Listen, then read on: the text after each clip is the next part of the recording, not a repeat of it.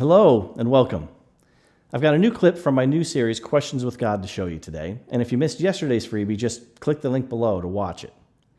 In today's clip, taken from an episode about sexual sin, we talk to an amazing woman who was a victim of human trafficking here in the States. And she opens up about what the women are really going through when they're engaging in pornography or prostitution.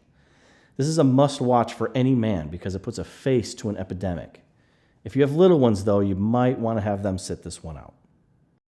We talked beforehand, and you gave me permission to just kind of go here with you. So, Sure. Along those lines, I would love for you to just, I know it stinks, but to go back into that life, and give me the emotional makeup. So you have a guy who's watching this. Maybe he's struggling with porn. Okay, and talk to him about who that woman that he's watching engaged in these acts. What is really going on inside of her? Those of us who are being sold or put out for people to objectify and exploit, we also have to disassociate in order to cope. You have to. You just push it to the back of your mind, your feelings. You pull yourself together, take a deep breath, and you put on this show of a lifetime. And we actually used to joke. I became really good friends with one of the women I was trafficked with, and throughout the night, sometimes we would have a variety of things take place. You'd have bachelor parties where men are wanting to just bring you in and parade you around. You'd have men that would want you to act out pornography. You'd have men that had drank too much and couldn't perform, and so they'd get mad and want their money back and lock you in a room till you gave all the money back. All these different situations all night long. You have 10 calls a night, and you have to pull it together, push your feelings to the back, and get into character. It's very much like any type of actor. And we would joke sometimes. I'd call her and I'd say, "Girl, I should have just got a Grammy for that one." And she'd say, "What happened?" And I'd say, "Well," and I'd explain the situation. But the reality is, when you take the time to finally get home, get in the car, the other kind of aspect comes in that you don't have time to grieve it. You don't have time to process. You don't have time. You don't have the ability or the luxury of being able to process. I was just raped by 2 men, and I have another call in 15 minutes. And the men that raped me took all my money and threw me out in the hallway. But if I don't bring home $1,500 tonight, my pimp said I'm gonna find my daughter on the corner. So you pull it together. You put that to the back of your mind. You suck it up, you take a deep breath, and you get to the next call. Because your baby's life is on the line. You have to meet a quota. And so I tell men, I don't think you're sexy. I don't really want to think you're cute. I don't really think that you're amazing, and I want to stroke your hair and hang out with you. What I'm really thinking about is my pimp just said, if I don't come home with $1,500, I'm going to find my baby on the corner. And so I'm putting on a show because I want your money. All I can think about is your money and the clock. Your money and the clock, and that's all I'm thinking about. Wow. Yeah. So internally, it sounds like, so internally, are you constantly churning, or are you just not even even there? You check out. You'd have to, honestly, there's this part of you that feels so much disdain, where you're just I hate being here.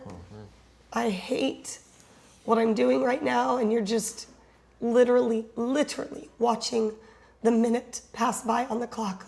How much freaking longer, how much sexier do I need to act to hurry this up? Yeah. Is what you're feeling like. You have to disassociate completely. And the crazy thing is, and I don't know how you experience marriage, but this is where I preach a lot about purity, because what happens is when you have this stuff in your life, and a lot of girls, they're not forced, but they're opening doors. Even that, just being promiscuous sexually. We have the hookup culture now with these millennial hookup culture, but it's what happens when God can get you and now you're in a marriage. People don't understand the wreckage and the damage that you bring to a freaking marriage, right? Because you're so used to checking out of sex because I can't even feel this act right now. That you take into your marriage bed. And no one's actually saying that. It's a struggle, like the healing work that has to happen, the work and the commitment you have to make to, no, I know that my whole life sex is easier for me when it's anonymous. And now I need to be intimate, and I've never been intimate with sex. That's like, you're building walls. You know what I mean? Like, and now you're called in marriage to let down all your walls. And for sex to be this amazing thing, but your whole life, sex has not been an amazing thing. So what is it about sexual sin that is so debilitating for people, especially men, to be open and honest about?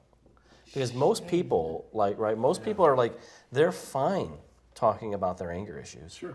Yeah. They're fine talking about I drank too much. You know what I mean? Like, they're fine with that. As soon as you start poking around the hidden sexual sin, all of a sudden it's like, I got somewhere to be, right? Like, what is it about this topic that's so hard, particularly for Christian men, to open up with other Christian men? I think it's a strategy of the enemy.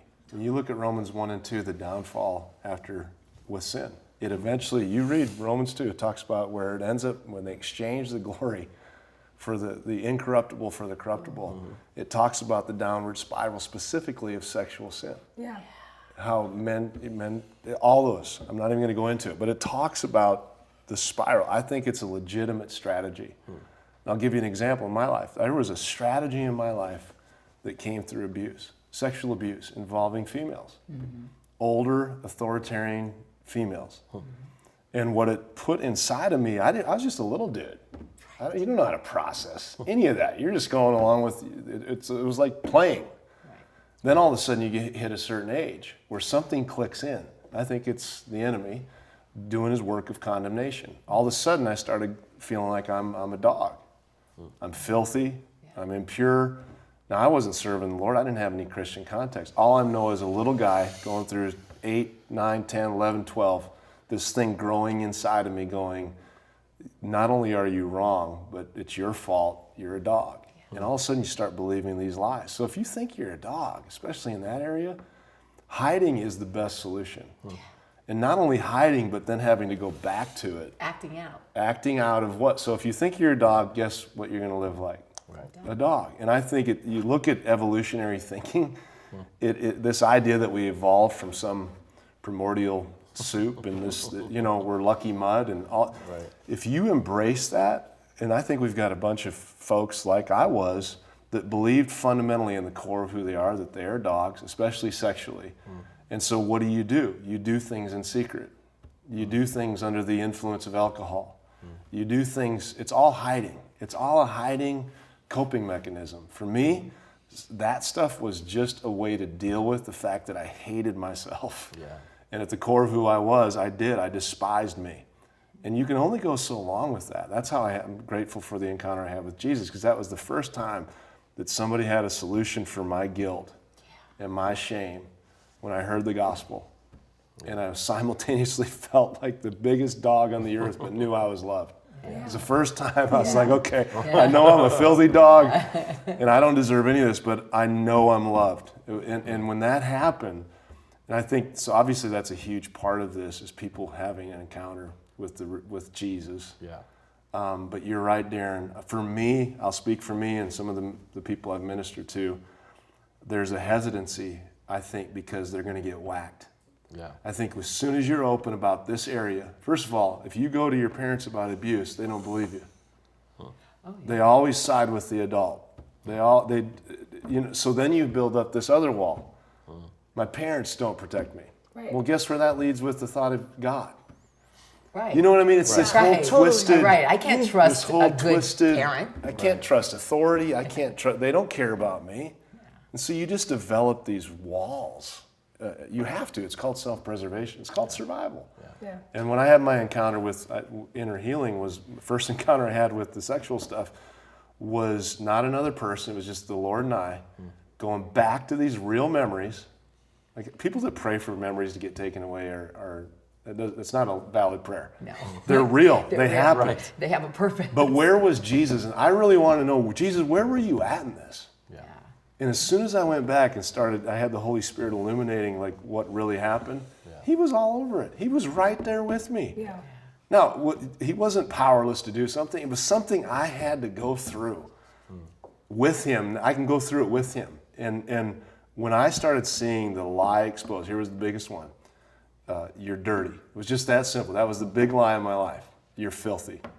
As soon as I heard the Lord go, you're clean. We're good. I was done. It changed everything.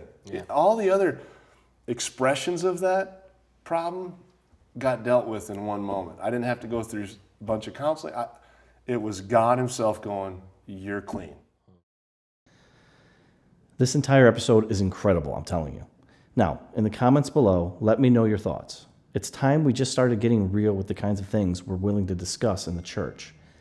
Tomorrow, I've got one more free clip for you guys, so keep an eye out for that in your email. And again, in a couple of days, I've got a cool bonus offer that I think you'll love. So I'll see you tomorrow.